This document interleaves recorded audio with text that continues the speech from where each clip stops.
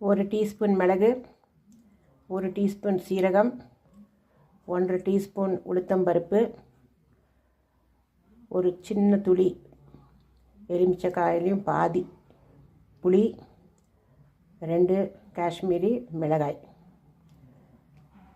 வெறும் வாணலியில் வறுத்துக்கணும்.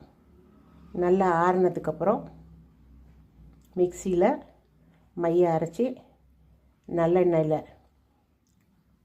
ஊற்றி கிளறுனா சூப்பரான மிளகு குழம்பு 2 நிமிஷத்தில் ரெடி.